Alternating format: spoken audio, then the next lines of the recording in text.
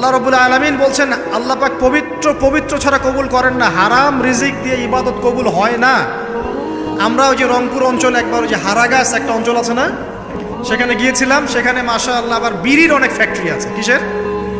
বিড়ি তো হালাল নাকি, তামাক তো হালাল নাকি।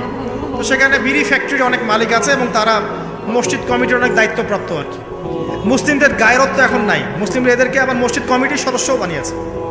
তো এখন মসজিদ কমিটিতে এসে তার প্রভাবে ইমাম সাহেব টিকতে পারে না। দুইজন বলে নামাজের পর হাত তুলে দোয়া করতে হবে, দুইজন বলে করা যাবে না। ঠিক আছে, এই নিয়ে ক্যাচাল।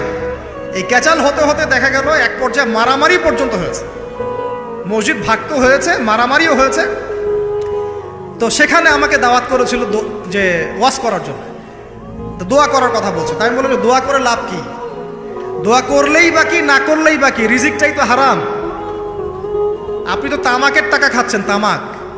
আপনি মাদকের টাকা খাচ্ছেন, এটাকে হালাল না হারাম? তো হারাম টাকা দিয়ে হাত তুলে দোয়া করলেই কি, না করলেই কি? দোয়া তো উঠছে না উপরে। আগে হারাম রিজিক ছাড়েন, তারপর দোয়া করুন।